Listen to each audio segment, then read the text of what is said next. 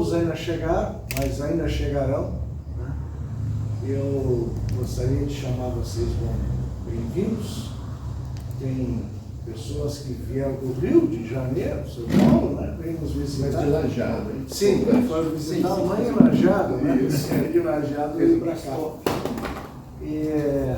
Então, temos várias pessoas que estão nos visitando pela primeira vez, outras voltaram a nos visitar e participar do grupo, né? Denise, acho que ela está por aí lá além. Nós temos então hoje a palestra com o André, daqui um pouquinho, né? Mas antes disso nós vamos pedir para o Felipe, que começou junto há 11 anos atrás, né, Felipe? Aliás, tem mais gente que teve naquela primeira reunião há 11 anos atrás. Eu não me lembro, acho que sim. Foi 2 irmãos, né? Não, foi lá em Novo Hamburgo. No restaurante? Naquele restaurante lá. 2 irmãos, acho que foi a segunda ou terceira. Então o Felipe tem uma novidade. Mais um filhinho, Felipe. Noch ein neues Buch. Noch ein neues Buch. Bem, meus caros, obrigado a Nério pelo convite, né? Um bom dia a gente poder assim rever e encontrar também amigos novos que a gente muitas vezes até pelo Face, né, tá sempre em contato, mas pessoalmente sempre é melhor. Cumprimentar o Christian aqui, que representa também, né, a administração de Linha Nova, cidade onde eu fiz boa parte das pesquisas e onde tive a felicidade de lançar um livro sobre a história do município, né? Há vários anos já, Christian, né? Em conjunto, aqui com apoio à administração.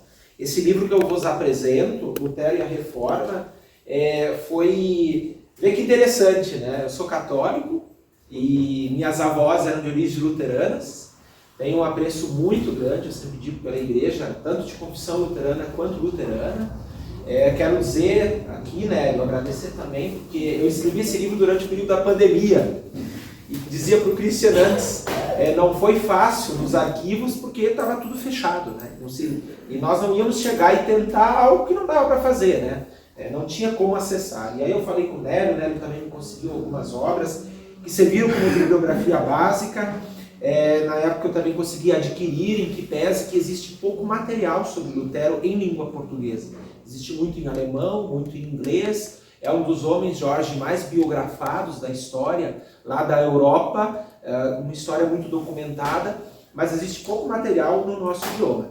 Então a ideia, eu estou como terceiro ano como professor lá no nosso seminário em Novo Hamburgo, um trabalho voluntário que faço, e já dava uma aula lá, né, sobre a reforma, sobre Lutero, sobre a importância do seu trabalho, né, e aí pensei em elaborar esse trabalho, esse projeto, que agora então materializado em livro, sobre esses passos que levaram naturalmente a esse movimento, que foi importante de diversos aspectos, né? Do ponto teológico, uma questão, agora aqui na avaliação histórica, e que de fato também fiz, a importância para a educação, para a cultura, até para a base de um sistema educacional alemão, próximo do que nós conhecemos hoje, né, e desdobramentos importantes de uma forma também diferente na época de pensar a sociedade, de pensar a família.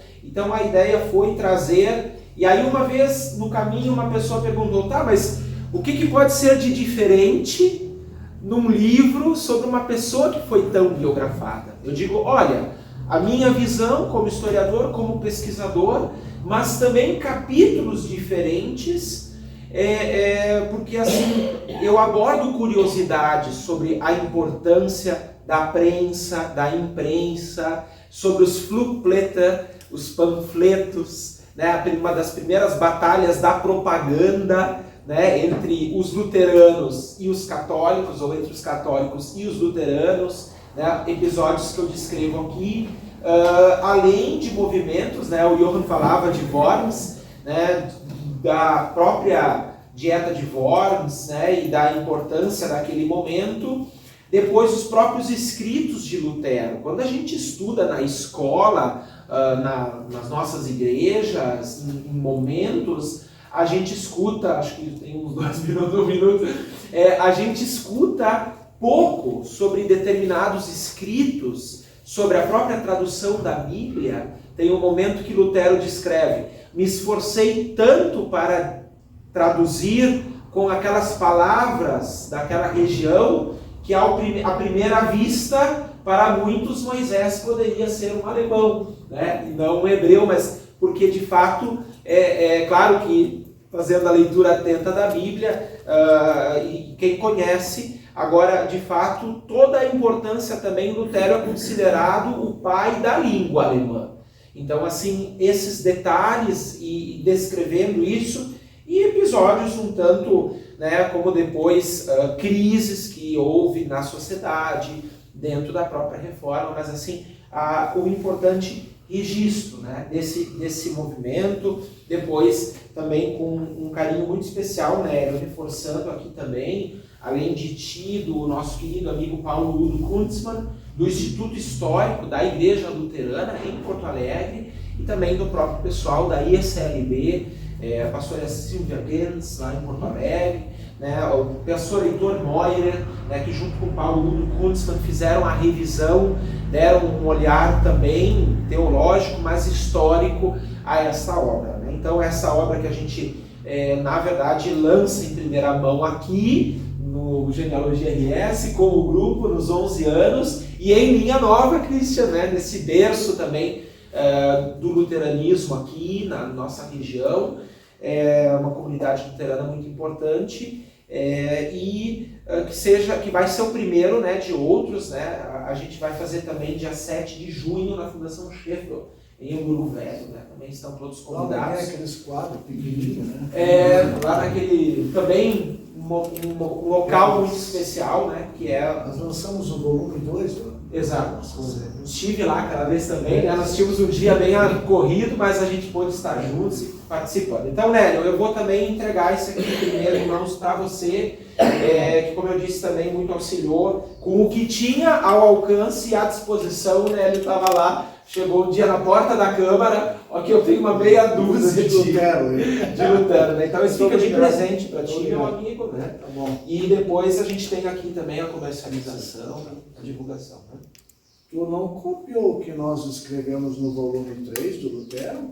Não, eu procurei assim respeitar. Porque senão o Benção ia ficar chateado. Não. Porque no volume 3 a gente botou a genealogia do Lutero. É que ali, eu vou dizer, história, né? eu vou dizer assim, um reconhecimento que aí o Felipe, enquanto pesquisador, pelo trabalho do Décio Luiz do Chalvin, né? Porque ele é um exímio tradutor e ele consegue traduzir e descrever bem isso, né? De forma assim muito acessível.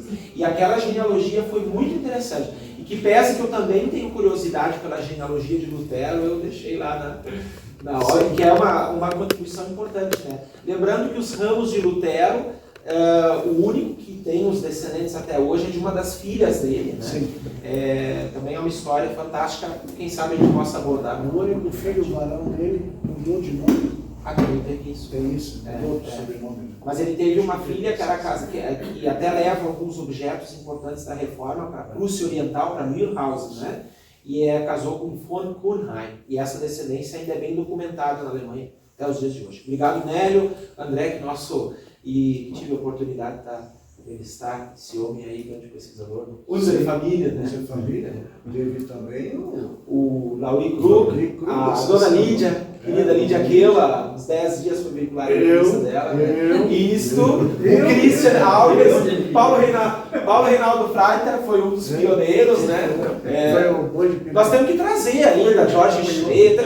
Acho que cada um a gente pode, revise, né? Pode combinar. Vamos ajudar. Tá? Pode não, né? Deve, porque cada um dá uma grande contribuição nessa história. Um pouquinho de cada um. Isso, obrigado, Né? Tá bom. Rapidamente, reprodução do banner aqui.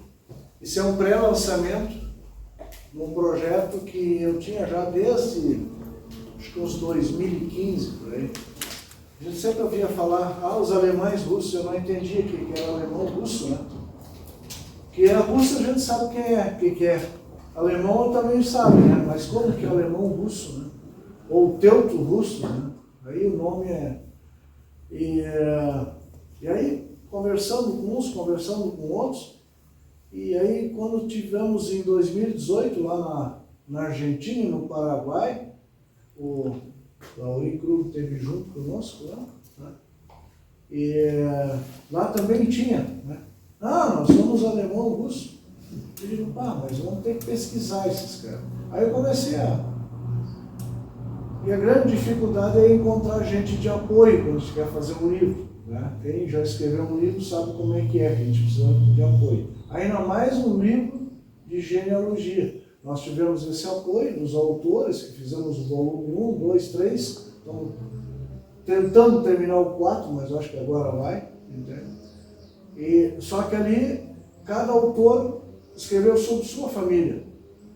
Então, quando eu fui a Santa Rosa, ali na Colônia Guarani, que é Santa Rosa, entre Santa Rosa e Santo Ângelo, a Colônia Guarani hoje é bem menor do que já foi no passado. Aí, conversando com as pessoas, aí disse uma senhora lá para mim assim, mas a minha mãe, a minha avó veio da Volínia. Onde é que é a Volínia? Aí Volínia é da Ucrânia, está sendo bombardeada, agora só não bombardearam Volínia ainda. Eu digo, então já temos que fazer um livro, né? Porque se o livro não ficar muito bom, nós temos que jogar na cabeça do Putin, né? Vamos bombardeio de livro, né? Aí todo mundo começou assim, se interessou. Então fizemos amizade com a Karen e com o Felipe. Tem um garoto lá de 16 anos que é um terror em pesquisa, conhece tudo, revirou tudo que é cemitério lá em Guarani. Lá em Guarani. E adquiriu vários livros, entende? E o pessoal então se aficionou com isso. Vamos então digitalizar os livros. Então convidei o fiel escudeiro Ricardo, com a sua maquineta maluca lá, nova, né? Aí estivemos lá em abril, e por uma semana, aí ficamos lá na casa da Karen, hospedados lá, uma semana. Então nós digitalizamos os da IELB, de Santa Rosa, comunidade, inclusive, berço da Mônica, né? Comunidade que o pai dela foi pastor lá. E tivemos na comunidade luterana, na outra lá, que é a comunidade onde tinha o pastor Rembala, que trouxe a semente de soja da Alemanha, isso lá em 1920, então já puxa, dos Estados Unidos. Já puxa essa história também, né? E agora, ontem tiveram reunião, e já me passaram por celular aí, que conseguiram inclusive os livros para digitalizar das outras comunidades da ISLB e dos Batistas, que são os livros mais antigos, os Batistas, porque esses Batistas vieram junto com o pessoal da Volínia. Então a gente vai entrando e vai começar a descobrir coisa. Isso aí todo mundo de nós sabe como é que é, né? Tu entra lá no cemitério e tu... mas esse cara aí, eu acho que... mas ali tem outro parente, né? Aí tu vai num livro desses, os eclesiásticos batizados, casamento e óbito, né? Das igrejas, das comunidades. Aí tu começa a folhear o livro, né? Tu vai olhando e tu começa a descobrir as coisas. Então foi lançado esse desafio, né?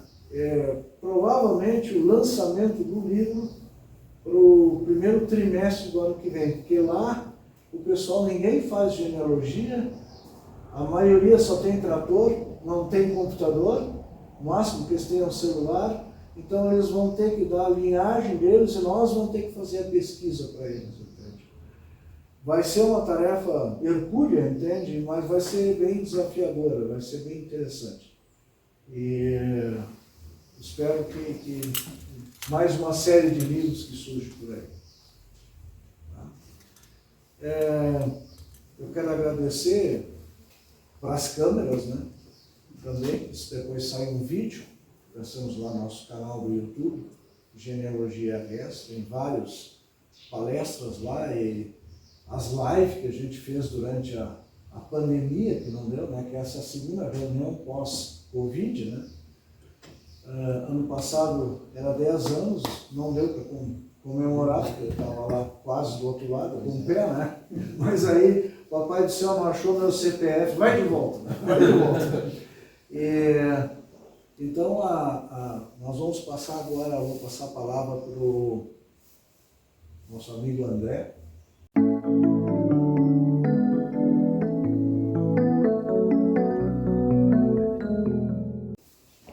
Bom dia a todos mais uma vez.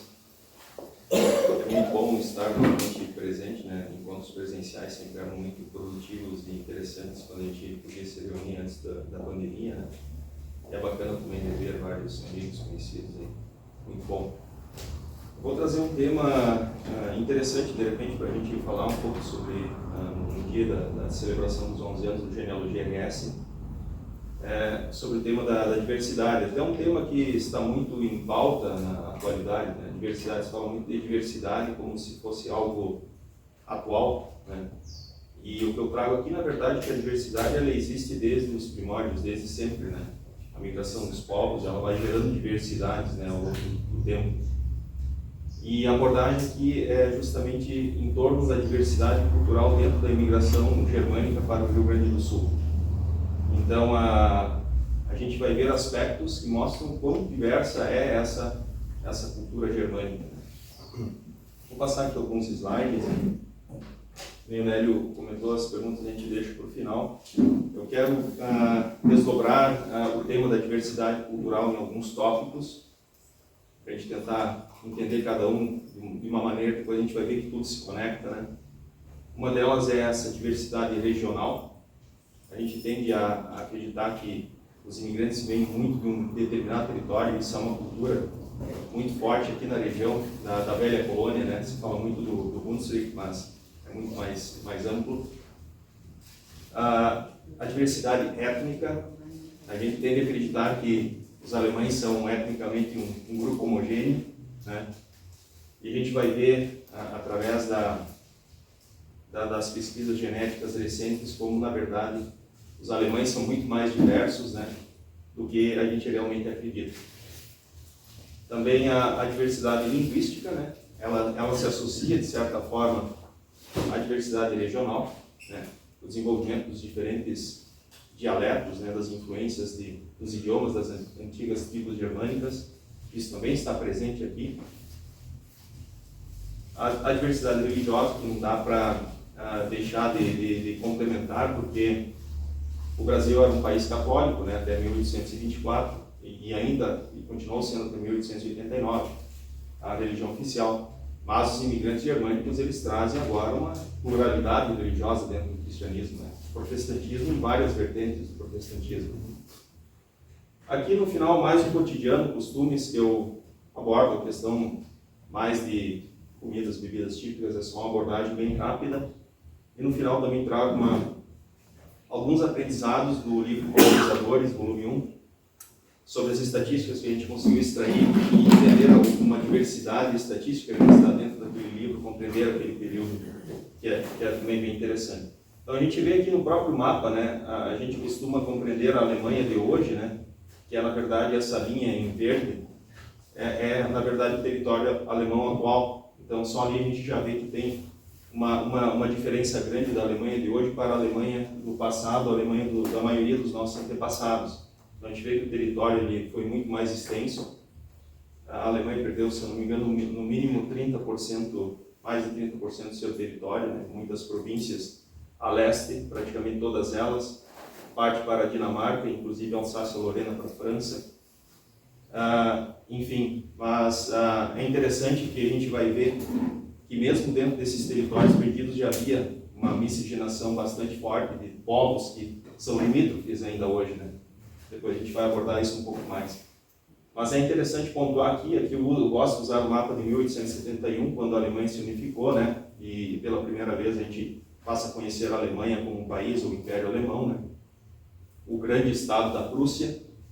Muitos dos renanos, né, que vieram para o Brasil, né, renanos daqui da região da Renânia-Palatinado, que chegaram como imigrantes prussianos, mas as origens da Prússia não estão nesse território, as origens da Prússia estão aqui, na Prússia Oriental, onde os cavaleiros teutônicos se estabeleceram por volta do ano de 1230, 1240, e é dali que começa o legado da Prússia, que não é alemão, é báltico, depois a gente também vai entender um pouco disso. Enfim, é mais para ir abordando esses temas, a gente vai desdobrando. Eu vou tentar ser bem breve, a gente não tem muito tempo, mas às vezes eu me perco um pouco nas explicações, vou tentar ser mais objetivo. Então, o primeiro ponto que eu acho que é interessante comentar, o que já demonstra a diversidade da cultura alemã, é como a própria Alemanha é chamada nas outras línguas. Não existe uma padronização, como o Brasil, que é em todas as línguas é Brasil. E a gente vai ver que os nomes dados à Alemanha não são traduções para as outras línguas, mas elas vêm de vertentes distintas. O próprio termo Alemanha, na língua portuguesa e na maioria das línguas de origem latina, vem da tribo dos alamanos. Então é um primeiro ponto, que é uma tribo que praticamente habitava esse território aqui, na fronteira entre Suíça e a Alemanha de hoje. E é o termo que se torna, na língua portuguesa, a tradução daquele país. A própria Alemanha em si, no caso Deutschland, na tradução da própria língua alemã, seria como se fosse a terra do povo, ou a terra que pertence ao povo. Deutsch seria do povo, ou pertencente ao povo. Mas também tem a ver com uma ligação com a tribo dos teutões. É aí que vem o termo teuto, que depois a gente também vai ver que identifica os alemães. Então só ali a gente já começa a perceber uma diversidade. Para os eslavos, a maioria dos países eslavos chamam a Alemanha de, como no polonês, Niemcy, que significa estranho, ou estrangeiro, possivelmente pelo idioma, não se compreendiam, né? Línguas eslavas, línguas germânicas, línguas latinas. E o próprio termo, como na Itália, Inglaterra, outros países também mais a leste, que usam a Germânia, ou Germany, em inglês, Germânia, que é o termo cunhado do período do Império Romano, que chamava todo o território a leste do Rio Reno como a Magna Germânia, né? Então tem esse termo antigo que vem da época dos romanos. Então aqui é mais para já mostrar que a cultura alemã ela é forjada em diversidade. Isso está presente, às vezes a gente não se dá conta disso. No próprio gentílico da língua portuguesa, olha a quantidade de variantes que a gente tem para o mesmo povo, né? O alemão, o teuto, como o teuto brasileiro, é um brasileiro de origem alemã. Teutônico mesmo, também uma derivação. Germano, germânico, ou muitas vezes até prussiano. Claro que prussiano em função da grande influência do que foi o reino da Prússia em grande parte do território alemão. Bom, agora entrando no tema principal, em um dos tópicos, que é a diversidade regional dos nossos imigrantes, né? Aqui a gente até inclusive transcende, eu até não comentei no início, eu tentei usar o termo germânico para a gente ir além do que a gente entende como território da Alemanha moderna ou contemporânea, mas a gente também abordar a Suíça, a Áustria, que são países de língua alemã, e esses imigrantes também vêm para cá esse encontro, mas também outros países que têm uma ligação, como por exemplo Holanda, Bélgica e Luxemburgo, que tem uma ligação linguística com os alemães em função do idioma que eles falam, depois a gente vai abordar o tema sobre a diversidade linguística e que eles estão associados, né? São línguas que descendem do baixo alemão e que esses diferentes imigrantes vêm desses territórios, eles se encontram aqui nas colônias e acabam se fundindo, né? E acabam muitas vezes assimilando facilmente por essa proximidade linguística.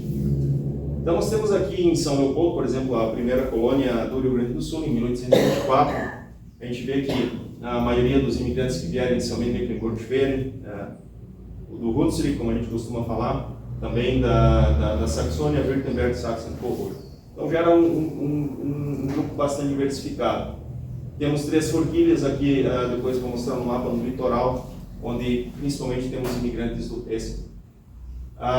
E assim por diante. Santa Cruz do Sul já começa a ter uma diversidade um pouco maior, com grandes grupos em quantidade também, em detrimento, por exemplo, da colônia São Leopoldo, onde a gente teve uma massiva presença de renanos, maior que nos demais grupos. Na Santa Cruz, por exemplo, a gente tem tanto renanos como do Baden, da Pomerânia e da Silésia, que são dois grupos grandes do leste do território alemão. Eu usei aqui um padrão de cores para mais ou menos diferenciar esses imigrantes vindos em azul claro de territórios que ainda hoje pertencem à Alemanha contemporânea, em azul escuro de províncias que faziam parte do território alemão e hoje não pertencem mais, inclusive culturalmente não tem mais vínculo algum, estão em países que não têm essa ligação, como por exemplo Silésia e Pomerânia. Eu trago também aqui, por exemplo, os imigrantes austríacos, né, que fizeram parte do Império Austríaco ou posteriormente Império Austro-Húngaro, né? Eles também são imigrantes de língua alemã. E aqui tem o caso dos boêmios, que é um caso semelhante, já fez parte do Império Austríaco e hoje, por exemplo, é um outro país que não tem vínculo algum. Temos também os suíços, ou os teuto-suíços, que a gente identifica aqui também. Aqui São Bendelino foi um mix bem interessante, porque trouxe imigrantes do Saare, da Renânia, da Suíça, Luxemburgo, Bélgica e Holanda, e aqui eu trago esses três grupos. Apesar deles não estarem vinculados diretamente, eu posso trazer esse exemplo pela proximidade linguística com os alemães e como eles acabaram se assimilando nessas colônias, né? Então a gente tem também a presença deles, inclusive o luxemburguês é praticamente um dialeto muito parecido com o próprio Hunsrückisch, né? Então, só para trazer mais ou menos essa abordagem, que a gente vê já uma diversidade regional bastante grande. A gente tem por hábito a simplificar e achar que são todos oriundos do Hunsrück. Eu sou da região noroeste do Rio Grande do Sul, eu particularmente, ouço pela primeira vez essas expressões do Hunsrück ou do Hunsrück quando eu venho aqui para a região de Montenegro, porque isso não é usual na minha terra natal, lá em 3 de Maio. Lá a gente não tinha por hábito denominar do Hunsrück ou Hunsrückisch.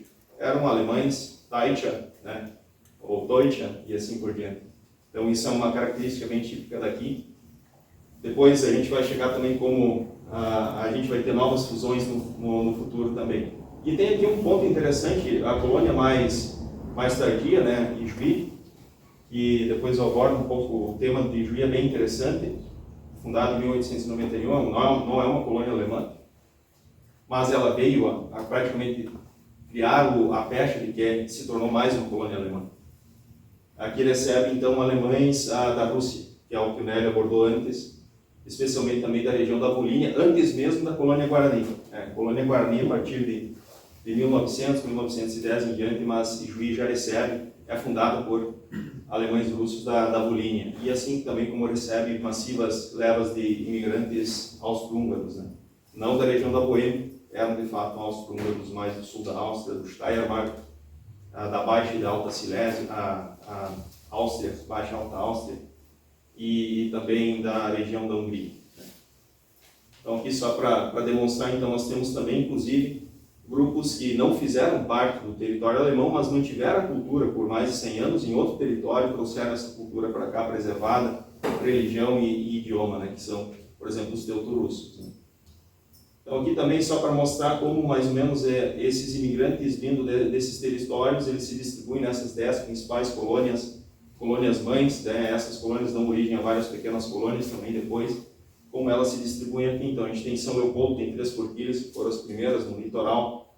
Temos depois as colônias aqui, correlacionando com o tema, não faz mais parte do território alemão atual. Temos aqui, por exemplo, São Lourenço do Sul, né, que tem uma massiva presença de pomeranos também, onde o idioma também é preservado. Temos aqui Santa Cruz do Sul, temos aqui a colônia Santo Ângelo, que ela também recebe um mix cultural bastante grande. Vem imigrantes também da Renânia, da Pomerânia, da Saxônia, da Boêmia e da Holanda, eles se mesclam ali.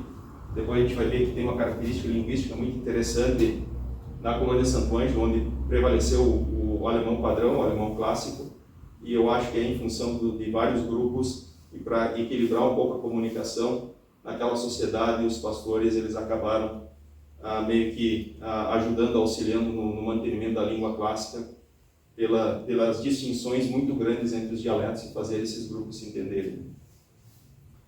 O que, de novo, mostra que existe uma diversidade muito maior. A gente também usa muitas vezes simplifica que se fala Hunsrückisch ou algum outro tipo de alemão. Não, eu acho que existem mais variantes do que somente o Hunsrückisch. Por isso que é interessante conhecer esses locais. Pessoalmente, vocês vão perceber que ele tem diferenças bastante grandes, né? Depois a gente ainda vai ter fusão. E aqui em Ijuí, então, a primeira colônia nova, chamada Colônia Nova, no noroeste do Rio Grande do Sul. Eu quero aqui também abordar, aqui eu tento mais ou menos estabelecer, e aí que eu acho que vem a herança e a prevalência dos imigrantes que vieram da região do Saara-Pfalz. Eu tento botar esses três grandes grupos muito próximos, porque territorialmente eles estão próximos e linguisticamente eles são muito parecidos, que a massiva vinda de imigrantes vem desse território. Eu acho que é por isso que há essa prevalência também dessa cultura do Hunsrück e assim por diante, né? Temos um segundo grande grupo, que são de pomeranos, e um terceiro grande grupo, que eu diria que são de boêmios, né, que se estabeleceram aqui. E claro, todos os demais grupos, né, mas eu tento aqui mostrar com o tamanho dos círculos, mais ou menos o tamanho da presença desses imigrantes, né, descendentes depois aqui no Rio Grande do Sul. Bom, aqui eu quero trazer um tema interessante sobre a colônia Ijuí.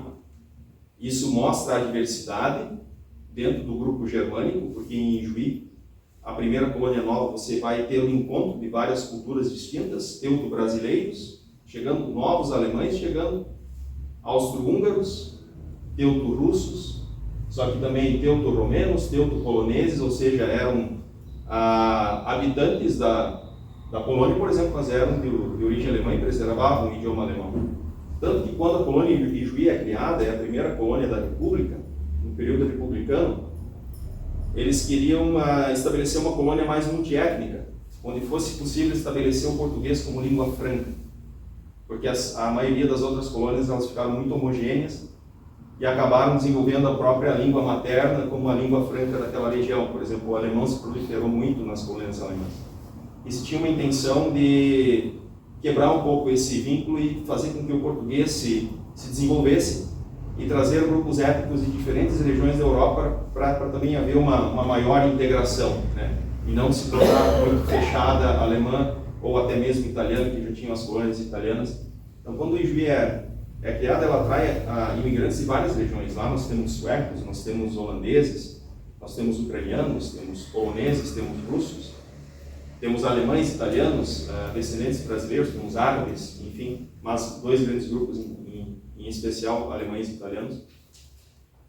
E isso aqui é uma fala muito interessante de um pesquisador, Fischer, lá da região, onde ele diz que não era para se tornar uma colônia alemã, era para ser uma colônia com um novo perfil, e ela acaba recebendo a pecha de mais uma colônia alemã, porque dentro desses vários grupos, entre os russos tinham os teuto-russos, entre os poloneses tinham os teuto-poloneses, entre os romenos também, entre os austro-húngaros, e esse pessoal falava alemão, e eles começaram a se reunir, e o alemão se tornou a língua franca mais uma vez na região de Ijuí. Então, muito interessante que como é diversificado essa questão cultural alemã, alemães vindo de tantos territórios distintos, às vezes até com a impressão de que são outros povos, né? E lá se reúnem, e o idioma os reúne, né? Ou a própria igreja, né? A confissão luterana, no caso, também os reúne. Aqui é um exemplo da minha família. Eu tenho um ancestral alemão que veio direto para Ijuí em 1893, uma austro-húngara, na verdade, uma Donau-Schwaben, uma Suábia do Danúbio, que eram alemães que se estabeleceram na região húngara do Danúbio no ano de 1800 e pouco. Descendentes desses 100 anos depois vêm para o Brasil. Então ele casa, os filhos nascidos casam ou com alemães, ou com teuto-russos, ou com austríacos, no caso meu bisavô aqui, austríaco, e inclusive nessa mesma comunidade, aqui no interior de Ijuí, a Juricaba, tem inclusive teuto-americanos, americanos de língua alemã que vêm para cá e se estabelecem lá na região. Então, para ver como é diversificado e como o idioma faz um papel importantíssimo nessa aproximação, né? muito forte, eu vejo o idioma alemão dentro da cultura alemã, né? Tanto que preservado e mantido ainda hoje, em certo grau, né? Mas, André, essa segunda linha, primeira você colocou, a segunda ali, alemão casou com uma norte-americana, de origens germânicas. Isso, de origem germânica. O marido faleceu e a mãe e os filhos migram para o Brasil e se estabelecem em Ajuricaba. E aí também casa com uma... Casa com austríacos, casa com teutorussos, então há essa mescla, né, de diferentes grupos de alemães. Mais ou menos isso, só para exemplificar, né, que nessa mesma comunidade também tinha essa variável. Então, eu acho isso muito interessante porque mostra a força cultural e a língua tem esse papel, né? E como isso, mesmo lá no início, já dos anos 1900, isso ainda era muito importante para esses povos, esses diferentes povos que tinham isso em comum, né? A língua. Os próprios teutorussos, eles já habitavam o território da Polínia, do Volga, há mais de 100 anos quando vieram para cá. Então, por 100 anos, eles preservaram o idioma lá e trouxeram para cá. Assim como os suábios do Danúbio, ocupando uma região húngara, que fala um idioma totalmente contrário, de outra origem, não é nem eslavo, é fínico. Então, e eles também preservam o idioma germânico por mais de 100 anos e depois eles vêm para cá e fazem uso dessa língua. Então, acho que é mais um aspecto interessante para mostrar o quão diverso é e também, ao mesmo tempo, o quão existem algumas padronizações que aproximam esses diferentes grupos, essas diferentes vertentes. E aqui eu quero também dar um exemplo, e fica mais fácil para explicar se eu uso um exemplo pessoal sobre a diversidade dentro da nossa existência, nós como seres, né? Então aqui eu pego um mapeamento que eu fiz dos meus antepassados imigrantes, dos meus 85 antepassados imigrantes, 33 famílias. Eu desenvolvi um cálculo ali para chegar no percentual de participação no que eu sou hoje, né? Então, quais são os principais grupos que compõem a mim, né? Meus familiares, isso cada um de nós tem a sua diversidade, né? Eu sei que os mais antigos, muitas vezes, que não saíram da região aqui, eles tendem a ter uma homogeneidade maior. Muitas vezes são mais descendentes, por exemplo, da região da Renânia, ou lá na região de São Lourenço do Sul, se a pessoa nunca saiu de lá, a tendência de ter quase só ancestrais pomeranos é muito grande, né? Porque ficou lá. Mas eu acabo sendo, depois vou mostrar, eu sou, na verdade, também o resultado de várias migrações internas que aconteceram no Rio Grande do Sul, que se encontram lá na região noroeste do Rio Grande do Sul, né? Então, depois eu mostro um mapinha e explico isso melhor. Mas enfim, eu fiz um cálculo, né? De novo, é simples. Você tem, até avançar para depois explico mais detalhe, mas enfim, essa é a minha distribuição. Eu puxo aqui os meus 4 avós, né? De ambos os lados. E assim eu consigo, inclusive, mensurar quem mais influenciou numa determinada origem ou menos. É simples o cálculo, basicamente, toda vez que você avança uma geração para trás, você divide pela metade, né? A influência daquela... Você é filho de um pai e uma mãe, então você herda, em tese, 50% do pai e 50% da mãe. Ou você é o sobrenome do pai e o sobrenome da mãe, não somente o sobrenome do pai, esse é o primeiro equívoco que a gente às vezes comete, e a gente tem a tendência de sempre seguir a nossa linha paterna, a linha de sobrenome, claro, ela chama mais atenção, ela é aparente, né? Assim, e muitas vezes a paterna é materna, mas atrás, no que a gente avança mais uma geração, nós passamos a ter 4 sobrenomes, e assim a gente vai sempre dividindo por 2, e assim a gente consegue mais ou menos mensurar até chegada dos imigrantes, onde eu tenho mais participação de um determinado grupo regional ou de outro, né? E nesse exemplo aqui mostra claramente, aqui eu tenho meus antepassados que vêm de território que ainda pertence hoje à Alemanha, podem ver aqui, tem a Westfália, tem o Hessen, tem o Rheinland, Saarland, tem Württemberg, mas também territórios perdidos, Pomerânia, Silésia e Prússia Oriental. Depois vou fazer um vínculo com a Prússia Oriental. Assim como também da Áustria e da Áustria-Hungria, que foi por algum período também tem antepassados pelo lado materno, né? Então aqui é o primeiro ponto, né? O meu ancestral paterno, ele veio da Prússia Oriental. Ele praticamente foi um imigrante isolado, inclusive não relacionado. E se eu parar para analisar, ele influencia hoje na minha ancestralidade 3%. mas é a minha linha paterna, aquela que a gente mais, muitas vezes, põe em foco, né? Mas se a gente parar para analisar, mas qual a participação dele, né, na minha pesquisa? 3%.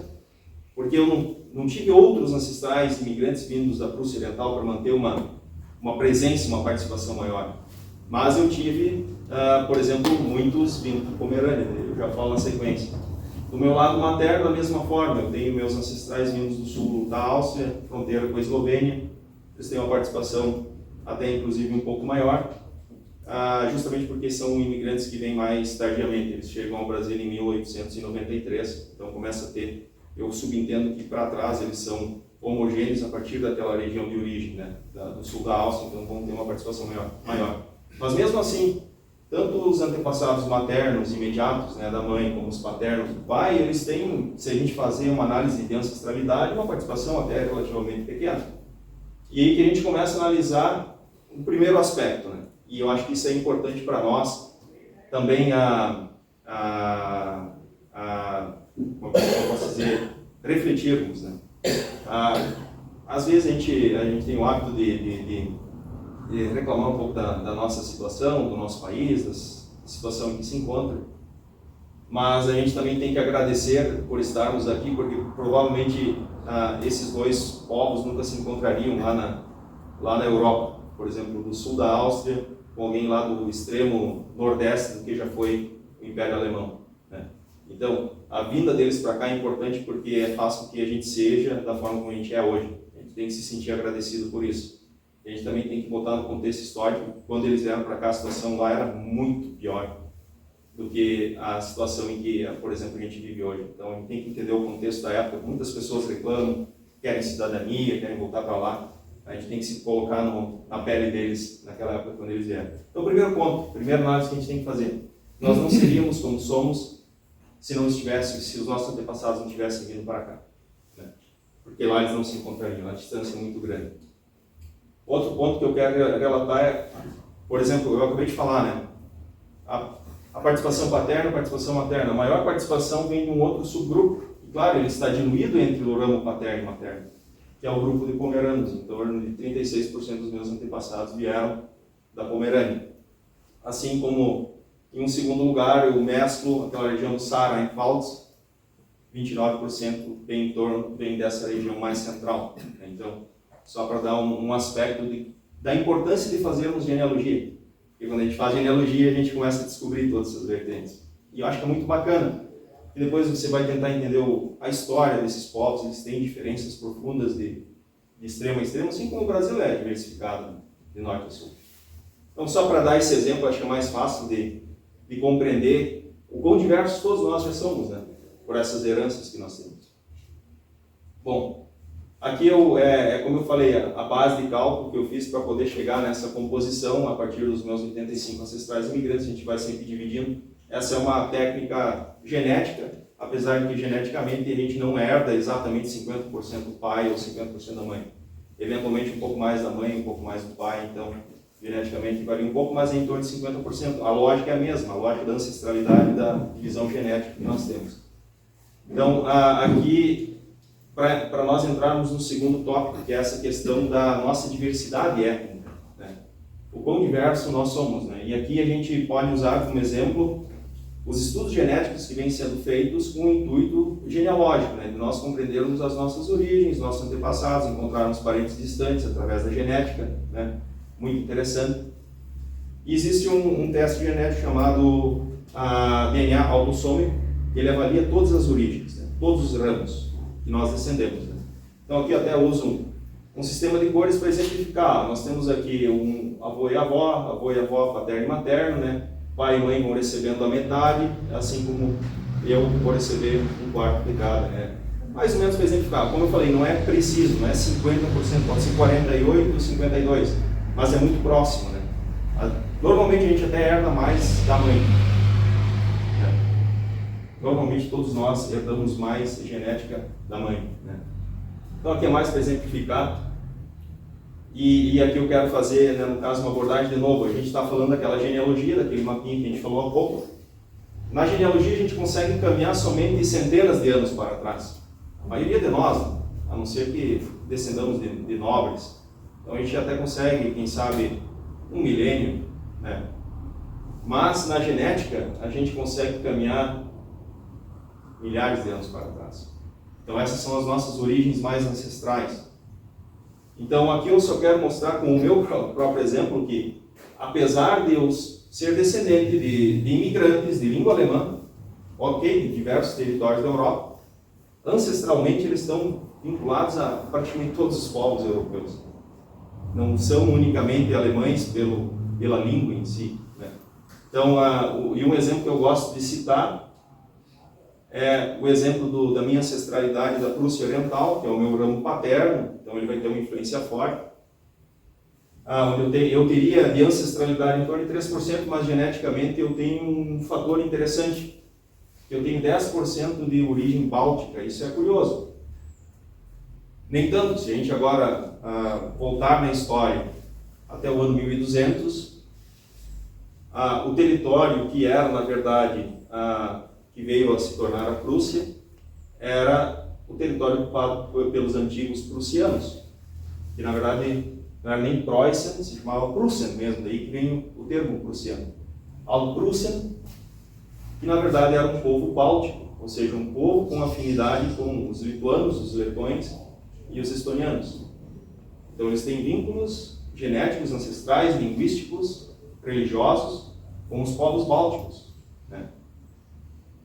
Isso é uma evidência interessante, porque a minha ancestralidade paterna vem dessa região, né? Então pode ter a ver com essa participação há mais de 1000 anos atrás, porque os meus antepassados, provavelmente muitos deles, eles eram bálticos, na verdade, na sua origem, e foram germanizados, enfim, normal, é o que acontece. Então é só para exemplificar o quão mais diverso ainda mais podemos ser, né? Que a gente extrapola, inclusive, o entendimento do que é a diversidade alemã contemporânea, mas uma mais antiga, mais profunda, que não tem um vínculo direto.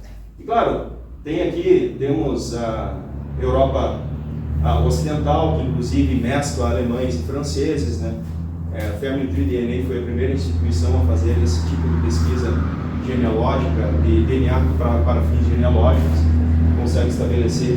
E existem alguns pontos fora da curva que eu ainda não consigo compreender, que é, por exemplo, alguma correlação com Malta, né? Então, eu acho que é uma ancestralidade muito antiga, mas é interessante. Algumas coisas a gente consegue mais ou menos compreender. Por exemplo, como eu tenho muitos ancestrais pomeranos, 36%, eu posso ter parte dessa ancestralidade pomerana diluída aqui na Europa Central, parte inclusive da Escandinávia, porque a gente sabe que a Suécia ela teve influência, a Pomerânia foi parte da coroa sueca por um período, e até mesmo dos eslavos, né, que habitavam a região, porque essa região já era habitada por outros povos eslavos, então acaba tendo uma influência também de europeus orientais, né? Mas só para dar um exemplo que a gente pode ser bem mais diverso do que a gente compreende hoje, né, a nossa diversidade. Então, essa aqui é uma forma de ver a genética, ela revela coisas novas e muito interessantes. Eu até sugiro fazerem, é bacana. Claro que o objetivo maior do teste de DNA autossômico é realmente encontrar parentes, né? Quando eu comecei a fazer os testes de DNA foi com esse intuito, eu não tinha ideia da origem do meu antepassado paterno. Estava tentando ver se não achava algum match de algum descendente dos meus antepassados mais antigos e com isso estabelecer indiretamente, somos daquele mesmo ponto em comum, né? E é isso que o DNA do gene Y faz. Esse foi o primeiro teste que eu fiz em 2011, que é o DNA que analisa a herança genética da linha paterna. E era justamente por causa dessa dificuldade que eu tinha de estabelecer de onde veio o meu antepassado, porque os documentos aqui no Brasil simplesmente diziam, ele era prussiano. Disse muito. Enfim. E aqui esse teste ele analisa justamente uma herança que é passada pela linha paterna somente pai para filho. Isso vai refletir 20 mil anos atrás. Então a gente pode achar um ancestral paterno de uma determinada linha milhares de anos para trás. Inclusive encontrar vínculos de um primo distante de quinta, 10ª geração. Se ele descende desta linhagem, vocês com certeza descendem do mesmo ancestral paterno comum. Só que é muito difícil de encontrar esses matches. Porque as pessoas, elas precisam, essas correspondências, elas precisam primeiramente, né, se aventurar nesse campo. E ainda temos poucas pessoas que se aventuram nesse lado mais científico da genealogia, né? Para a gente poder fazer essa vinculação. Mas eu tenho a dizer que recentemente eu encontrei um match paterno que chega por volta do ano 1300, antes da estabilização dos sobrenomes. Então esse é uma outra grande dificuldade, porque a linha paterna ela também é conhecida como linha de sobrenome. A gente deve conseguir chegar até 1500, o ideal é encontrar uma correspondência genética do gene Y pós ano 1500, 1600, porque é quando a gente tem já os sobrenomes sendo fixados ou registrados. Antes disso nem sequer a gente tinha um registro, então fica difícil de encontrar o ancestral em comum se é uma genealogia muito anterior. Hoje o match mais próximo que eu tenho, por exemplo, é do ano por volta de 1350. Curiosamente, é um americano que tem os seus antepassados na Prússia Oriental, assim como eu. Então significa que os meus antepassados provavelmente já habitavam a região no período da chegada dos cavaleiros teutônicos, que eram bálticos mesmo. Enfim, é curioso, a gente começa a estruturar teorias, né? Bom, vamos correr um pouco aqui. E essas linhagens paternas elas são divididas em grupos, né, ou haplogrupos, como costumam dizer. Nós temos 3 grandes haplogrupos masculinos que são muito presentes na Europa. Na tonalidade em laranja, mais a leste, nós temos o R1A e a oeste nós temos o R1B. E acima nós temos o I1. Né? E esses 3 grandes grupos eles são conhecidos como o grupo eslavo, o grupo celta e o grupo germânico. Né? Não necessariamente, isso não é uma verdade absoluta, porque existe a miscigenação entre os grupos, e você vai ver esses grupos também ocorrendo dentro dos outros povos. Os próprios nórdicos, eles escravizavam muito os europeus continentais, então eles levavam eslavos, eles levavam celtas para dentro do território, e depois a Escandinávia ela também se torna bastante diversificada, na verdade. Né? E ali no meio eu tento mais ou menos colocar onde estaria esta Alemanha do passado, o nosso Império Alemão, ali em 1871. Né? Então pode ver que ela fica numa região central, numa região de confluência, onde nós temos, na verdade, a presença de praticamente todos esses grupos paternos, geneticamente falando. Né? Bom, e aqui vem a informação que é bastante curiosa. Né? Eu tento aqui trazer a Alemanha, quais são os grupos paternos mais presentes no que compõe a Alemanha, né? A Alemanha da época, ou a Alemanha de hoje, mas eu digo da época porque são descendentes, né, que fazem esses testes e vai para uma base de dados, cruza as informações e compara. E daí eu coloco as principais divisas vamos chamar da Alemanha, com o norte, com o oeste, com o sul e com o leste. Claro que a Alemanha não faz divisa com a Itália, mas aí eu mesclo junto aí a Áustria, que é praticamente o mesmo grupo a sul, e a gente teria a influência dos romanos aqui através dos italianos. Né? Então a gente vê que a Alemanha em si, se o DNA paterno, predominantemente identificado como germânico, é do tipo I1 e 2, por que ele não é a maioria? Por que ele não faz parte da maior parte da genética paterna dos alemães de hoje? Então isso é uma outra diversidade que a gente tem que compreender, que apesar dos alemães contemporâneos falarem uma língua germânica, não significa que geneticamente eles são originalmente germânicos na sua totalidade. Então a gente vê uma presença muito maior do grupo R1B, que é o grupo conhecido como celta. O Décio Scharn, que é um grande pesquisador, ele sempre diz, quando ele fala sobre as origens dos imigrantes do Hunsrück, que é uma fusão de celtas, romanos e francos. Então tem os romanos, tem celtas que habitavam a região e tem os francos que eram germânicos. Né? E na verdade, se a gente parar para analisar por esse mapeamento do gene Y, os alemães contemporâneos eles são muito mais celtas do que propriamente germânicos. Né? E nós temos 22% de ancestralidade do grupo I1, que é predominantemente nórdico, e nós temos quase 45% de presença do R1B, que é o grupo mais classificado como celta. E por isso que eles têm uma ligação genética tão próxima com franceses, com italianos, por exemplo, onde nós temos essa presença. Né? E se a gente para analisar, vamos pegar o exemplo aqui da Dinamarca, que é a divisa no norte. A gente vê que tem já uma influência maior germânica no norte. enquanto que reduzem os percentuais desse álcool. Quando a gente vai para o oeste, na França, veja que predomina de fato essa presença celta, né? E eu estou generalizando, tá? Não é exatamente assim, eu estou tentando ser mais simplista na explicação. Ao sul, a Itália, também temos essa presença, mas a Itália a gente percebe que ela é muito mais diversificada, inclusive tem outros dois grandes grupos que não são tão presentes entre os europeus do centro, né? A gente tem essa influência de 18,5 do haplogrupo J1, que vem aqui do sul, que justamente é um haplogrupo identificado muito entre os povos árabes, então ali percebe a vinda dos povos árabes e do norte da África aqui, que é do grupo E, que também estão presentes, por exemplo, dentro da cultura italiana. Então, para ver como todos nós, todos os europeus em si, eles têm uma diversidade muito, muito ampla, né? E quando a gente vai a leste, por exemplo, tu vê uma predominância grande, que é conhecido como um haplogrupo balto-eslavo.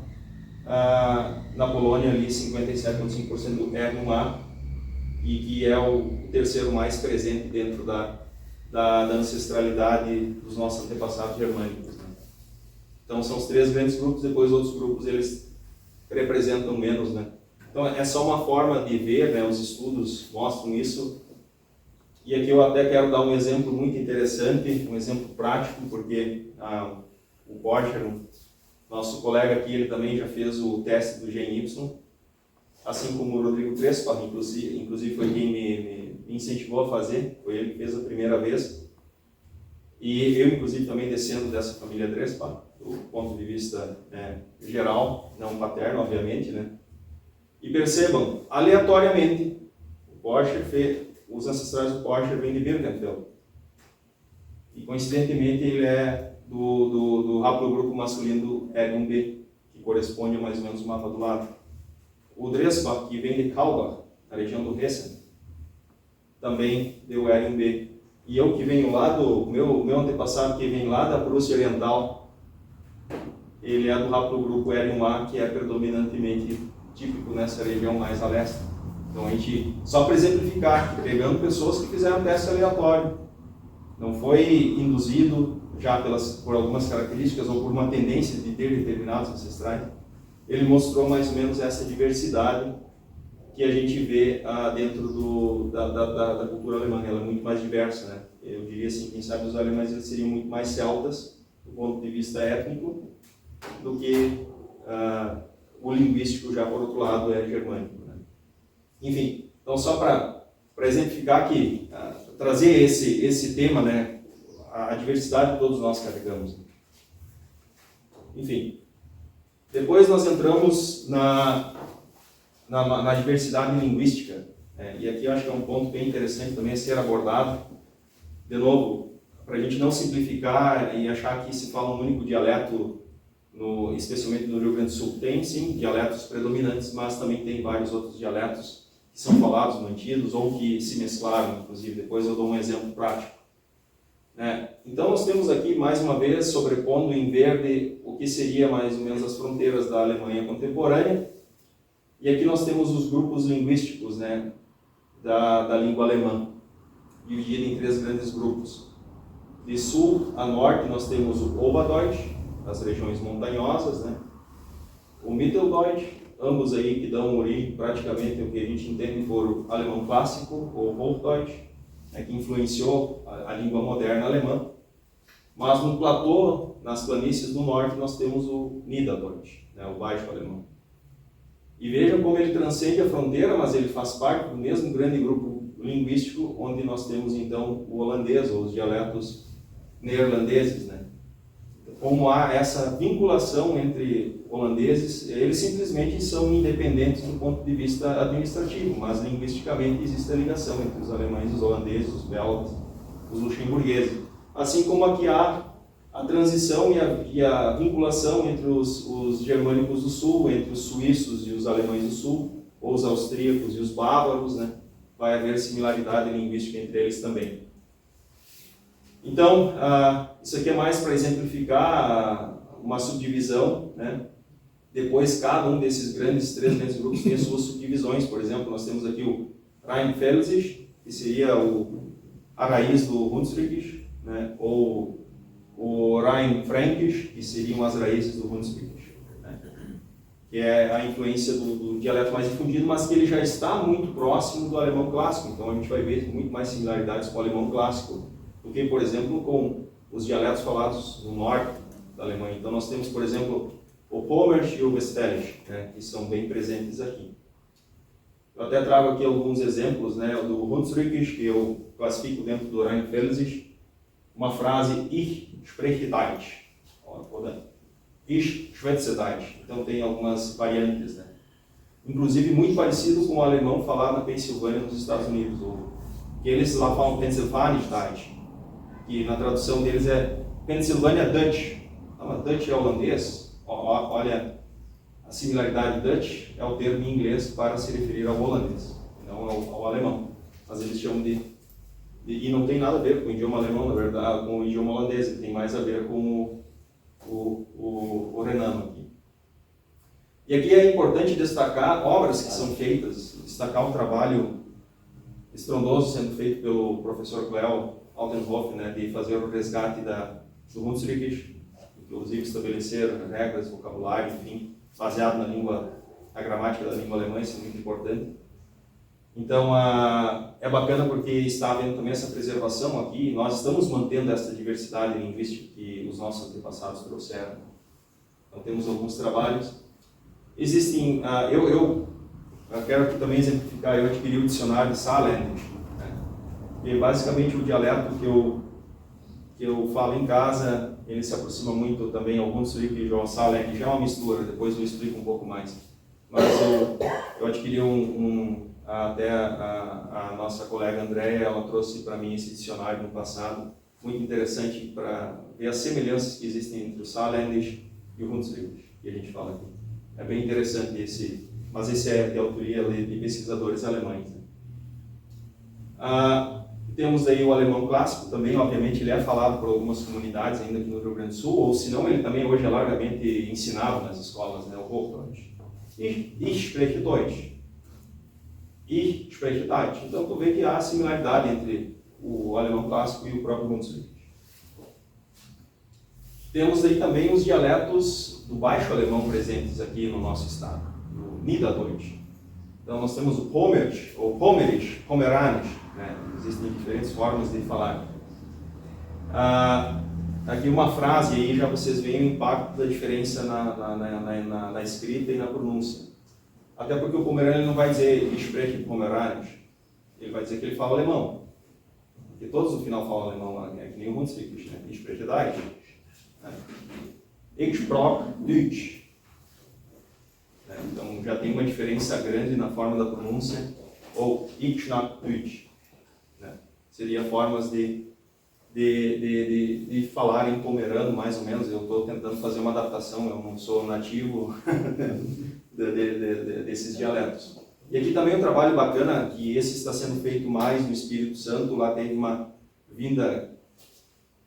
Eu achei engraçado que eu como dinamarquês, essa Snack Deutsch, o dinamarquês é Snagge Tysk, Snagge, falar ainda, Sim. É similar. Exatamente, ali começa a ver essa influência, inclusive, mais, essa proximidade maior com as línguas nórdicas, germânicas mais antigas. Exato, exatamente. E aqui também tem um trabalho legal sendo feito de preservação do idioma pomerano, mais especialmente lá no Espírito Santo, o professor Pressman, que também desenvolveu um dicionário pomerano-português, né? É bacana porque essa preservação, né, acho que é importante. E um outro exemplo que eu quero trazer aqui dessa diversidade linguística é o Westfälisch, né? E a gente tem aqui uma influência bastante grande aqui em Teutônia, Westfália, né? Nós temos vários imigrantes que chegaram e se estabeleceram nessa região, e lá também há uma preservação bastante grande do dialeto do idioma. O professor Lúcio Haller tem feito um trabalho muito grande em difundir e ensinar o dialeto westfaliano para os munícipes dessas duas regiões, né? E aqui também alguns exemplos. Tu vê que há similaridade entre o Westfälisch e o Pommersch. Por exemplo, Ich spreche Deutsch, algo mais ou menos assim. Então, ou ik, kür, fit. Então, vejam que esses dois dialetos, eles vão soar muito dificultosos para serem compreendidos para aqueles que falam o alto-alemão, ou o Hunsrückisch, por exemplo. Tem uma diferença grande, né? Mas a raiz, quando a gente vê, especialmente escrito, a gente vê as semelhanças. Né? André, sobre os westfalianos, dia 26 agora tem o lançamento veio o convite para nós aí, da gramática. Isso. Eles já tinham feito o dicionário antes, então isso. agora está saindo a gramática lá. E é esse trabalho aqui, até estou mostrando a capa do trabalho feito pelo professor Lucilde. Ele vai ter agora um segundo lançamento, um segundo volume do dicionário westfaliano português, ou da língua westfaliana brasileira, porque aqui surge um novo contexto de dialetos, onde a gente tem essa influência das misturas também. Né? Por isso que eu acho que até o professor Cláudio se refere muito ao Hunsrückisch como Rio Grandense, Hunsrückisch, porque é uma particularidade aqui do Rio Grande do Sul. Né? Bom, isso aqui é para mostrar como há diversidade também linguística, né? Também entre esses grupos. E aqui quero também, e outros, claro, tem os tiroleses, né, que também preservaram o dialeto deles, os austríacos, de repente também ou logo foram assimilados pela similaridade com o próprio Hunsrückisch, idiomas do sul, né, mais próximos. Aqui eu quero também trazer alguns exemplos, eu tentei pegar por algumas regras fáceis de compreender a mudança na tradução. Então, um dos pontos que eu quero destacar, algumas palavras, por exemplo, água, Wasser em Hochdeutsch, ou Deutsch, no Hunsrückisch Wasser, né, normalmente Wasser, mais leve, no Pommersch Water, no Westfälisch Water, Netherlands, na Holanda, Water, assim como no inglês, Water. Então, como os idiomas do baixo alemão, eles começam a transcender a fronteira alemã e vão se assimilar ao holandês, ao próprio inglês, até por influência dos anglo-saxões, que vão depois colonizar a Inglaterra. Depois tem os nórdicos, que vem também lá, uma nova fusão de línguas germânicas. Aqui é interessante, batata é bem diversificado, porque são palavras diferentes, aí a gente não consegue pegar uma regra, mas, por exemplo, o Kartoffel, o Grumbeer, que é conhecido, minha avó paterna falava Grumbeer, por exemplo. E no pomerano, Kartoffel, é um termo bem diferente, e no westfaliano, Erdapfel. Seria a maçã da terra, uma tradução bem simples e literal, que é parecido com aqui o holandês, que é aardappel. Né? Até dá para mais ou menos compreender na pronúncia, né? Erdapfel, né? Seria a maçã da terra. E no inglês, a potato. Casa, e o número 2, um outro exemplo aqui, que é interessante aqui também mostrar, por exemplo, hoje, heute, né? Na maioria quem fala Hunsrückisch, Heit, no pomerano Hüt, que nem Deutsch, Heit, Deutsch, Hüt. Então a gente começa a ver uma característica, né, linguística. Mas, por exemplo, no westfaliano é Vandaag, né, que é parecido com o Vandaag do holandês. Então, o westfaliano provavelmente ele vai ter muito mais facilidade de ter um diálogo com o holandês do que de repente com o alemão do sul, né? Se esse holandês fala se esse westfaliano fala o dialeto. Aqui também tem como varia a igreja, por exemplo, Kirche, Kerk, no holandês. No inglês é church, mas o inglês antigo era kirk, né? Então a língua também ela mudou depois, a língua inglesa teve influência também do francês, né? Enfim, aqui tento dar alguns exemplos para mostrar algumas características que a gente vai poder ver depois refletidas em outras palavras que seguem a mesma regra. Por exemplo, aqui no também alto, né? E no Hunsrückisch é ó. Isso você vai ver também, por exemplo, na palavra Staub, poeira, Staub. Então são características que vão se assimilar depois nas demais palavras. Então só para exemplificar um pouco as semelhanças e as diferenças. Estamos chegando no final. E aqui, ainda falando desse termo da linguística, eu quero de novo trazer um exemplo pessoal. Nós temos aqui as colônias onde se estabeleceram os meus antepassados, né? Então eu tenho antepassados de todas essas colônias. Agudo, Santa Cruz, tem aqui da região de São Leopoldo, depois migra internamente para lá e para cá, Ijuí, e depois a confluência desses vários nas colônias novas, né? As terras que são abertas e os descendentes que vão em busca de terras. Né? E lá há uma nova mescla, uma nova mistura, várias novas influências. Né? E eu mesmo costumo dizer, é um estudo próprio que eu faço, de tentar entender as influências no dialeto que eu falo em casa. Eu não posso afirmar que é Hutzrikisch, porque eu entendo que existem palavras que divergem do Hutzrikisch, mas que podem vir de outras influências ou até mesmo do alemão clássico. Por exemplo, pelo meu lado paterno, que vem da colônia Santo Ângelo, é muito mais presente algumas palavras claramente vindas do alemão clássico. Enquanto que outras que eu não posso determinar qual é a exata influência. Né? Um exemplo aqui é, por exemplo, falar, a substituição do AG pelo O. No conceito seria Son, no alemão seria Sagen, mas no meu dialeto é Sarra.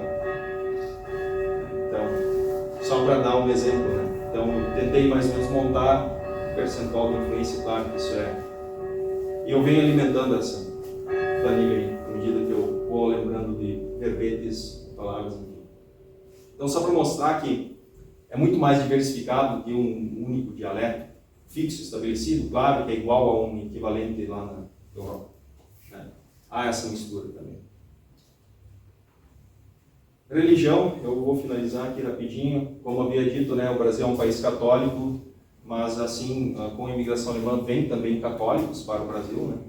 Obviamente, desde os primórdios, né? E aqui eu só quero comentar uma contribuição mostrando a diversidade de um padre teuto-suíço, que é responsável pelo cooperativismo, né? Uma grande contribuição. E os alemães trazem também o protestantismo, né? Tudo bem, já existiam inícios de igrejas protestantes no Rio de Janeiro, que era a capital do Brasil, desde os primórdios, com ingleses que viviam lá, mas não de uma forma estruturada como depois se estabeleceu com a vinda dos alemães que trouxeram e estruturaram a igreja. Então a Deutsche Evangelische Kirche ela é criada, instalada, estabelecida. Então o luteranismo vem para o Brasil. Mas os alemães protestantes eles não trazem também só o luteranismo. Aqui eu trago os dois grandes grupos, né, de luteranos, a ISLB, conta com 72% dos membros, a IELB de origem americana com em torno de 28% dos membros, para mostrar que tem diversidade entre luteranos também, né? Eu acho que até existe uma igreja luterana dinamarquesa, né? Se não me engano. Enfim. E aqui também uma contribuição, ó, diversidade novamente, um pastor teuto-americano, ele traz a soja para Santa Rosa. Hoje é a nossa principal commodity de exportação. Então, só para mostrar como é diverso e, apesar de estar misturando religião aqui com outros fatores. Mas também, esses protestantes, eles trazem outras vertentes religiosas, como os calvinistas, reformados, pietistas. Temos o caso dos Mucker, lá em 1873, que é muito importante na história, né? Então, mostra como era plural mesmo dentro do grupo dos protestantes, essa diversidade religiosa, né? Tolerância e intolerância, é uma linha tênue, né? E temos também a implementação de outras igrejas que aparentemente não têm um vínculo direto com a imigração alemã, mas a Igreja Batista, pioneira no Rio Grande do Sul, ela foi implementada por imigrantes alemães, em Vera Cruz, pelo pastor Karl Feuerhartmann. Eram pomeranos batistas que começaram a difundir a fé e estabeleceram a primeira Igreja Batista. Então a gente tende a achar que é de um outro grupo, que veio depois, por missão. Não, veio com alemães. E os próprios congregacionais, né? Os batistas da Volínia foram da Alemanha, da Volínia, Ucrânia, exato, e vieram aqui para o Brasil em 1900 e pouco. Exato. Ele está descobrindo isso agora também. E os próprios congregacionais, que é uma igreja mais recente, de 1942, eles são, na sua base, alemães. Né? Quem criou foi um pastor, inclusive era dissidente luterano e fundou a igreja congregacional em Panambi. Então, para ver como há essa diversidade de várias vertentes protestantes também, que foi dada origem, muito delas aqui. E aqui do cotidiano, aqui eu não vou entrar em detalhes, mas também só para exemplificar que nós temos a influência da gastronomia e das bebidas, né? Eu recomendo a bebida lá. Propaganda. Né? Enfim. Mas também tem toda essa influência dos diferentes pratos típicos, né? Tipo, os pomeranos trazem mais pratos à base de peixe, por estarem às margens do Mar Báltico, né? Então nós temos aqui no sul a influência dos renanos, enfim, só para mais ou menos exemplificar. E depois temos também a diversidade até na cultura popular, né? Por exemplo, danças, vestimentas, as próprias bandinhas. Hoje, por muito tempo foi muito generalizado o estilo austro-bávaro, né?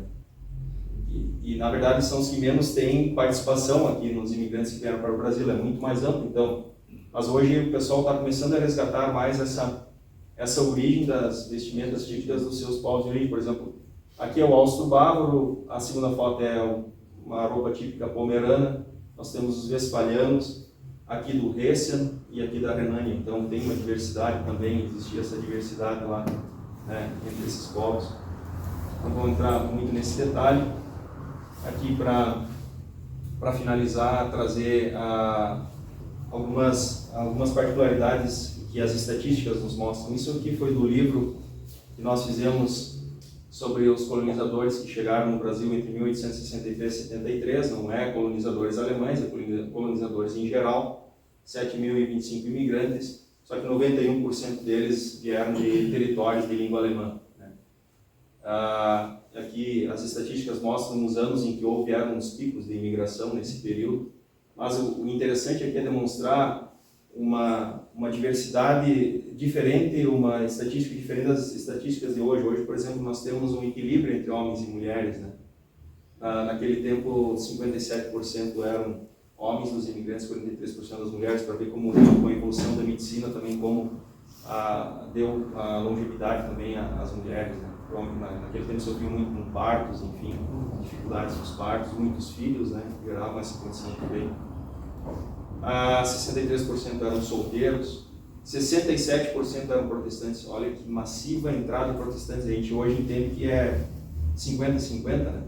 Mas nessa década a grande maioria dos imigrantes eram protestantes e 54% deles eram entre 15 e 45 anos. Então só para trazer também essa diversidade que muda um pouco os números de hoje como eram os números do passado.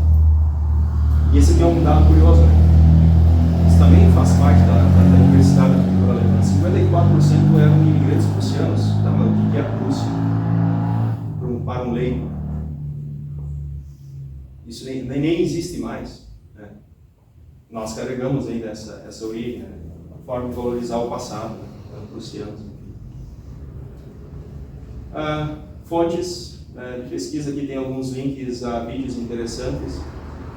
Esse vídeo aqui é muito legal. Mostra um pouco de uma mistura de vários dialetos aqui no Rio Grande do Sul, só que é um vídeo de 1 hora. Aqui sobre os alemães da Rússia, é um documentário que foi feito lá na região noroeste, mas pegou também a Argentina, Paraguai e Paraná também.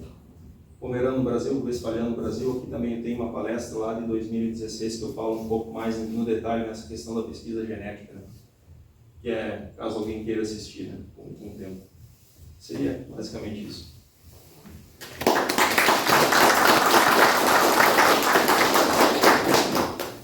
Volta um pouquinho ali do...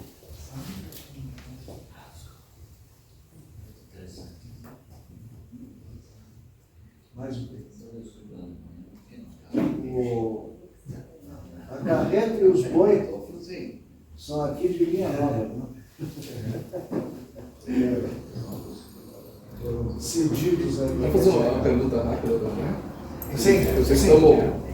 Porque nós podemos fazer o seguinte, nós podemos fazer pergunta lá depois, né? bem rapidinho. Eu posso atrasar 15 minutos lá. Eu vou para lá agora. Tá.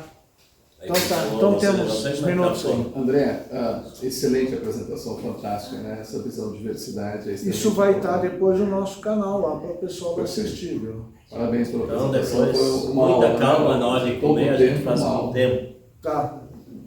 Mas a pergunta é, nos itens importantes, né, nos macro itens, porque diversidade também são muitos itens que podem ser abordados, te perguntar, você não abordou conflitos, guerras que vão disputando limites territoriais, influências, desde os hunos chegando, né, no início, empurrando os eslavos, etc. E isso vai criando e forjando essa diversidade germânica e essa centralidade na Europa. Por que você escolheu, digamos assim, não colocar essas disputas, conflitos e limites territoriais como um ponto importante? Eu acabei não entrando muito nessa parte mais conflituosa, tanto que até no religioso eu não quis abordar o tema dos Smooker, né, com mais ênfase, porque eu tentei trazer mais uma visão mais genética, ampla.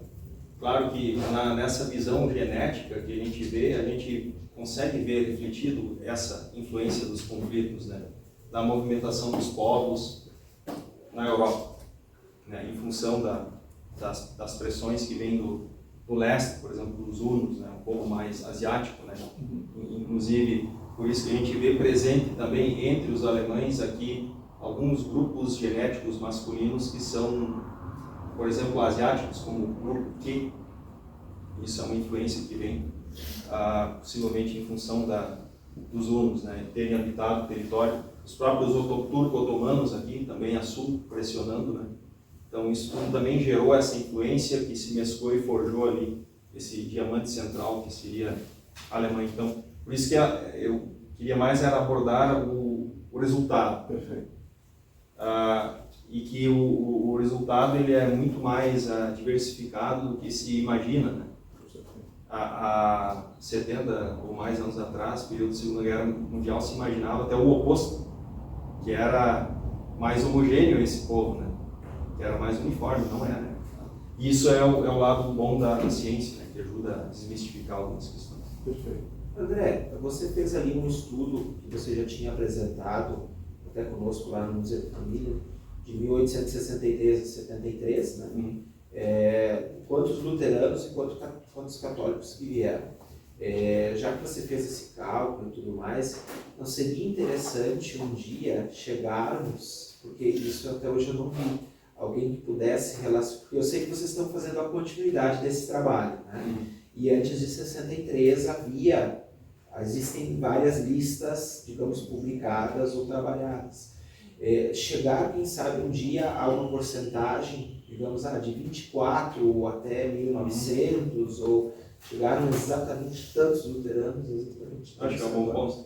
Isso até seria um dado muito interessante e importante a apresentar no futuro. Né? E eu vou, bem posicionado, acho que é um bom ponto, porque a gente só consegue chegar nas estatísticas depois de transcrever. E uma vez transcrito e tabelado, você sabe, protestantes e católicos. Isso também existe nos códices anteriores. Só que como o códice, ele é um livro físico, onde você não consegue juntar essas estatísticas do livro em si, teria que transcrever ele, né? Ainda bem que tem um bom trabalho feito, por exemplo, pelo Gilson Justino da Rosa. O trabalho que ele iniciou já permite estratificar parte dessas informações, né? Mas eu concordo. E esse é o trabalho, muitas vezes pensa, mas é só uma transcrição de um livro, mas você não chega a certas conclusões sem a transcrição. E, né, não tem como, olhando um livro de 200 páginas, chegar numa conclusão de quantos será que aqui eram alemães, de fato, né? Por exemplo. Então, concordo, eu acho que é bacana sim fazer esse trabalho de aprofundamento para entender quantos protestantes e católicos entraram. Até porque quem sabe, a gente sabe que é um trabalho minucioso que vocês estão fazendo, porque depois de 60 e poucos já não tem as listas de Hildebrand, né? O próprio, como você falou, o Justino da Rosa é um excelente trabalho, mas ele né, determina, ele limita ali que o próprio Hildebrand limita, né? E daqui a pouco todo o trabalho e a continuidade dessas relações que vocês estão fazendo pode chegar a um dia em que a gente possa dizer que calcula-se em torno de 300 mil alemães assim, nesse século, mas talvez até a um número muito próximo realmente da realidade do registrado. Sim. Por isso que dá uma divergência de número quando compara a quantidade de imigrantes chegados, porque daí eles são isolados como alemães, e as estatísticas modernas das pessoas que se designam alemães. E muitas vezes esses alemães eram teuto-russos, mas que aqui nas estatísticas de chegada eles entraram como russos, por exemplo. Mas que nas pesquisas modernas, não, mas eles se autoclassificam como alemães, e a gente vê um número de descendentes muito maior pela proporção de imigrantes que chegaram. mas é porque quando a gente olha a estatística da chegada, a gente olha isoladamente alemães, prussianos, enfim. Mas quando a gente analisa números de descendentes, aí todo mundo se considera alemão. Por exemplo, os meus antepassados maternos, a família Marco, que eu tinha comentado, eles sempre falavam que eram alemães, eles eram austríacos e, tipo, meu avô era a segunda geração, tipo, o avô dele veio da Áustria, eles já tinham perdido a noção de, acho que porque, como até mostrou antes lá em Juiz, se banalizou, quando todos os alemães das diferentes vertentes se reuniram, eles começaram a ser classificados como alemães lá. E os que foram surgindo, somos alemães. Pois é, quando a gente aborda a etnia, a gente percebe também que muitos grupos de dinamarqueses entraram como alemães, assim como os suecos. E a gente encontra, pega os livros antigos de Taquari, que encontra muitos dinamarqueses que se consideravam alemães. Então, acho que quando for abordar esse assunto da etnia, deveria colocar também os dinamarqueses e os suecos. Quem é que estudaria os suecos? Cleiton? Porque a gente sabe que são muitas pessoas. Olha só que curioso, agora vou dar um exemplo do dinamarquês. Cônsul dinamarquês no Rio de Janeiro, 1837. Karl Dietrich Hamann, meu sobrenome. Então tu vê aquela passagem do Schleswig, do Holstein, aquela proximidade com a Dinamarca, a hora lá de lá, a hora de cá, a proximidade linguística com o dinamarquês lá. Exato. E os territórios, né? Uma vez eram alemães, daqui a pouco eram dinamarqueses, as guerras entre o sul, né? Sim, sim. Interessante. O Freitag, eu ajudei um pouquinho só, no livro dos Stockmans, né? Quase apanhamos. Essa história que você contou lá da... Isso, eu escrevi na o festa livro, de família. Isso, eu escrevi o livro da família, eles solicitaram pesquisa, e aí, apresentação do livro, uma festa de família, 500 pessoas, lá em São Benedito. A primeira pergunta que eu fiz para eles, de que lugar da Alemanha vocês acham que são? E aí todo mundo começou, não sei o que, nada. E eu disse, vocês são de fora da Alemanha, vocês são belgas. A plateia toda muda, Sim, né? ficaram os 500 de boca aberta. Mas levantou levantou uma velhinha, uma Ai, meu Deus. Wir sprechen nur Deutsch. Nós somos von Deutschland. Só uma contribuição, né, Luca? Porque vocês estão fazendo agora, né, sobre os digamos, teuto-russos, ou teuto, né, da Bolívia, né? Nós não estamos usando teuto, porque o pessoal não sabe o que é teuto. Eles sabem o que é trator. Mas aí Teuto não, é alemão-russo. né, eu te pergunto, esse projeto é só, digamos, Ucrânia para cá, né? Porque Não. tem, por exemplo, os alemães do Volga. Isso é uma outra história. Sim, vocês vão separar. Vocês vão Vamos fazer separar. este e... Só que o termo genérico, alemães russos, é para poder abordar num volume 2, 3, por exemplo, que vieram de outros territórios. Do Volga, Sim. né? Porque do Não é para ser Volga... exclusivamente da Bolívia, mas é agora o grupo inicial. É que nós muito pegamos que a focado. Bolívia não foi bombardeada ainda, né? Pois é. Então... Eu ia colocar uma outra questão. O pessoal que veio da Rússia tem uma universidade nos Estados Unidos que eles têm a listagem, inclusive com a ancestralidade, eu não sei se você já, né? Ali também é um conteúdo de acesso bem interessante, Existe uma associação bem da organizada nos Estados Alemanha, Unidos. junto com o pessoal do Canadá. Aí tem um rapaz aí que faz parte do nosso grupo, só que ele trabalha em Sydney, né? Então é meio complicado, são 14 horas de diferença. Então ele já me disse, não, inclusive no Canadá tem famílias que estão aqui no interior de Santa Rosa, são da mesma família. Não, mas o que eu sinto, talvez então seja outro arquivo. Então eles lá estiveram na Ucrânia, antes da pandemia e tal, digitalizaram muita coisa, eles inclusive se colocaram à disposição para traduzir para o inglês o livro que nós fizemos, coisa assim, entende? Por causa, e eles vão colaborar conosco nessa parte assim, das gerações que ficaram por lá, ou coisa assim, da Alemanha, quando foram para lá. Porque esse pessoal eles não têm nada disso.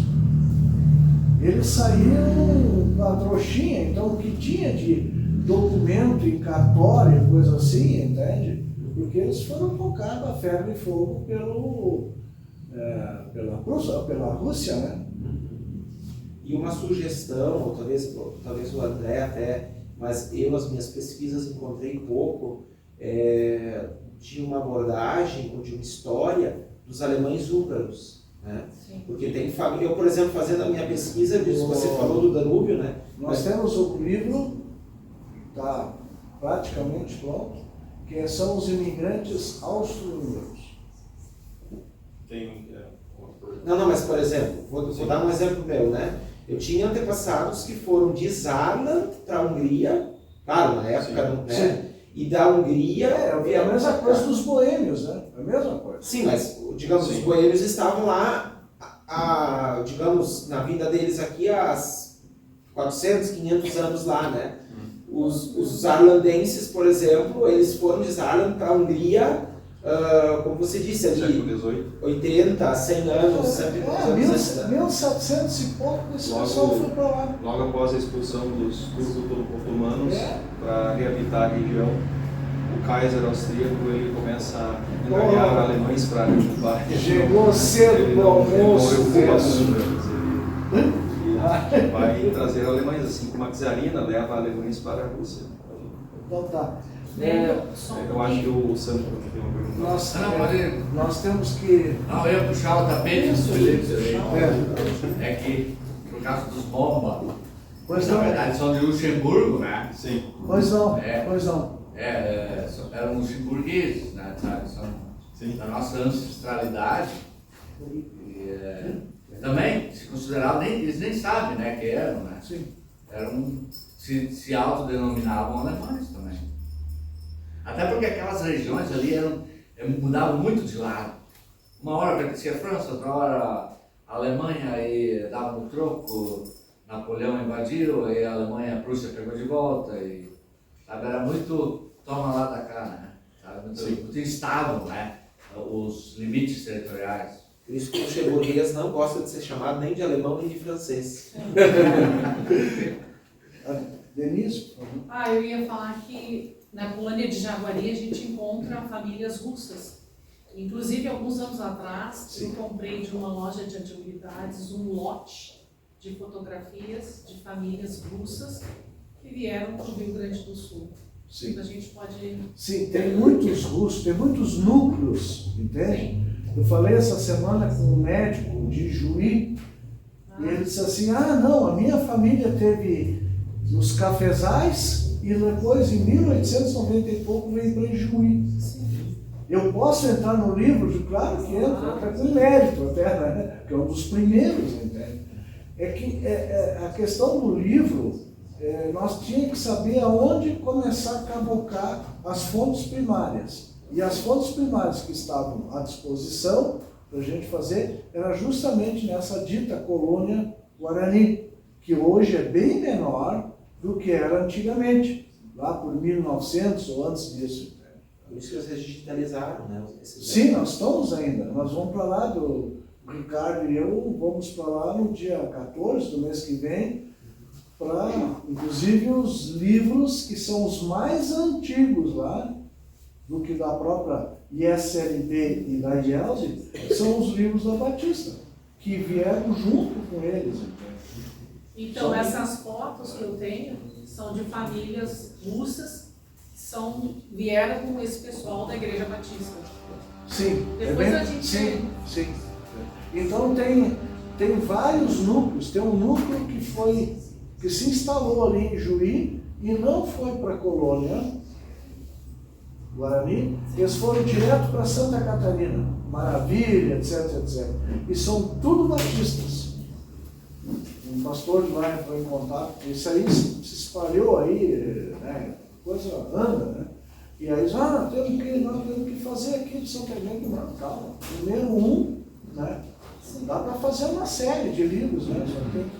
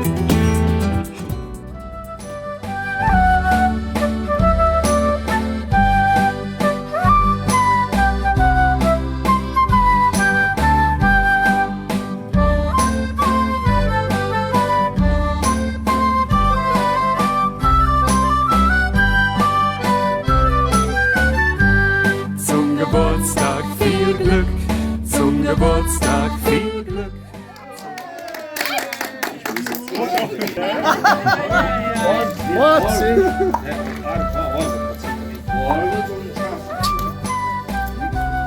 Uma vez uma misturou mais cedo ainda. Acho que eu já não. Olha os óculos, né? Não fala, é 3 pilas. Zum Geburtstag viel Glück, zum Geburtstag viel Glück, zum Geburtstag, zum Geburtstag, zum Geburtstag viel Glück, zum Geburtstag viel Glück, 11 anos. zum Geburtstag viel Glück, zum Geburtstag, zum Geburtstag, zum Geburtstag. Bora, cabeça! Quase não está.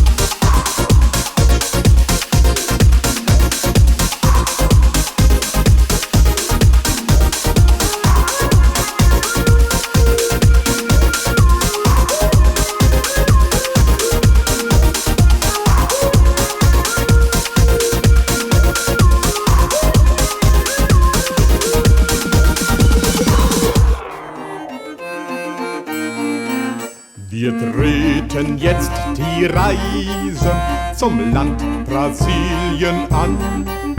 Sei bei uns Herr und Weise, ja mache selbst die Bahn. Sei bei uns auf dem Meere mit gnadenreicher Hand. So kommen wir ganz sicher in das Brasilienland. Gott sprach zu Abraham, geh aus von deinem Land, ins Land, das ich dir zeige, durch meine starke Hand. Auch wir vertrauen feste auf Gott sein heilig Wort. So gehen wir von dannen jetzt nach Brasilien fort.